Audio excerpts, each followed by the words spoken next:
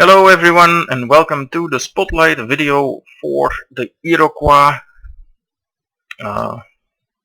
Some of the English people say Iroquois, but I believe that it's Canadian, which means it's actually pronounced the French way. I'm not entirely sure though how these people call themselves. Iroquois or Iroquois were an original civ and always a very powerful enemy, and there are a few good reasons why that was the case. And there are also a number of reasons why that is no longer the case. So here I think I will just settle in place. Not a great starting spot, but at least we have a cow. So that's, well, it's something.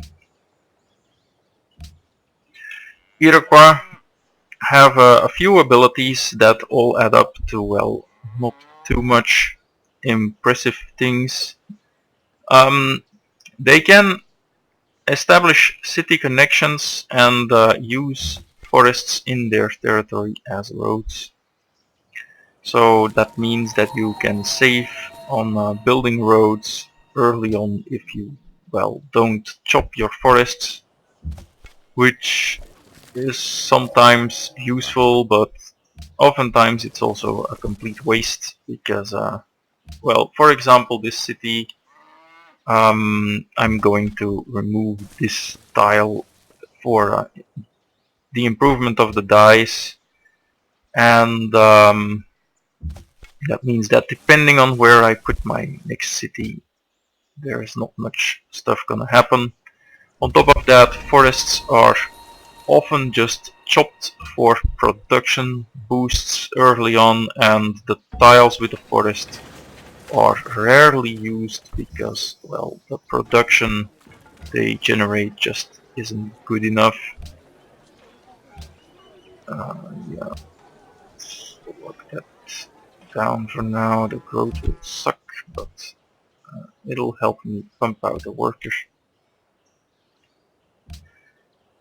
So yeah, this bonus is not that big a deal.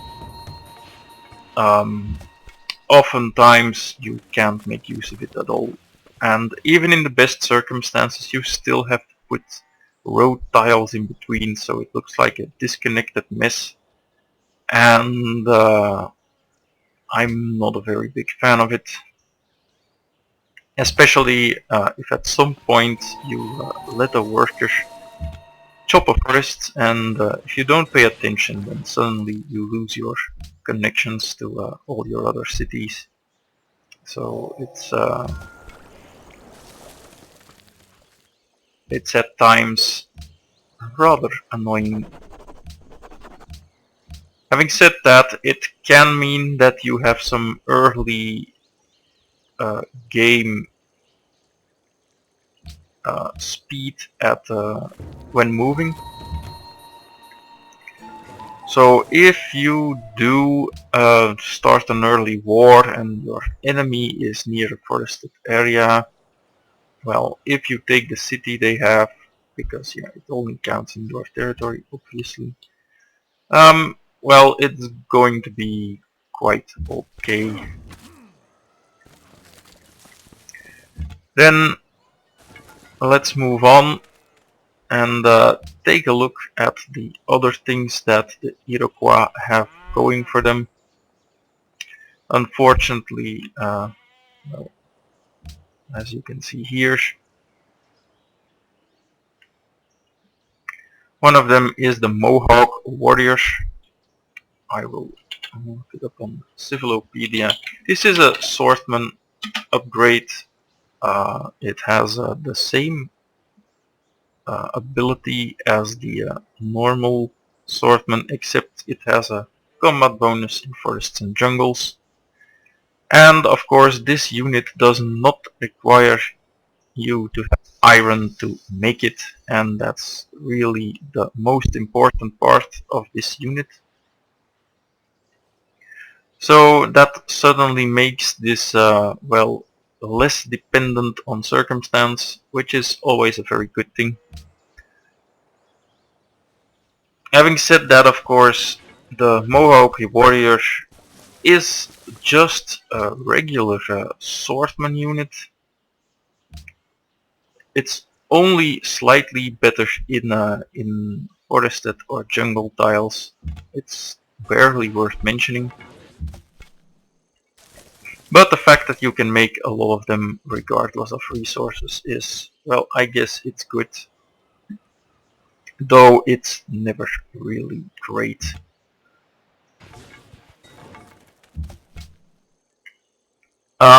If you do choose to go early aggression, then bringing a few along is of course a good thing. But, well, it's again going to be a composite bow rush more than a Mohawk warrior rush, in my opinion. Because that's just going to be better. And that's a little saddening, I guess. Then the final part of this civ is the Longhouse. Let's take a look at that. The Longhouse, it replaces the workshop. It gives you one extra production from each worked forest tile and the 2 production flat bonus. So if we compare that to the workshop, which gives 2 and 10%, this does not come out on top. And there are a few reasons for that. For example, if we look at this city, if we make a lumber mill on this tile and have a longhouse, it's going to give us 5 production, and that's it. So the entire bonus of, well, 4 production and 1 food. So the entire bonus over the course of the entire game is going to be 1 food for having the longhouse compared to 10% production. So in the late game it's definitely a lot better. In the early game you don't want to lock down production tiles unless they are truly amazing. So in this city, for example, I would lock down the gold as my only production tile, and the rest would be generating food. And you need at least, well, several of these lumber mill tiles with a longhouse before it becomes worthwhile. I think late game the 10% production can be 5, 6 production. Well, that's not something you make up for easily. So that means that starting the mid game, the Iroquois are actually weaker than a regular civ, and they really don't have anything that makes up for that, and that is one of the reasons why I don't think they are particularly good civ. If you are just starting out on higher difficulties, then I would recommend not playing this civ. It doesn't have anything useful to provide you, it will just steer you in the direction of a bunch of wrong playstyles, or, well, suboptimal playstyles, and I think you do yourself a disservice by using it. The reason why it is so great for the AI is that the AI gets percent-based production bonuses depending on the difficulty. So not only does the AI cheat a little, but it uh, actually gets more benefit from a flat production bonus than you will be getting. So well, I'm going to assume that that's just not a good thing. For me, this Civ gets a 2 out of 10.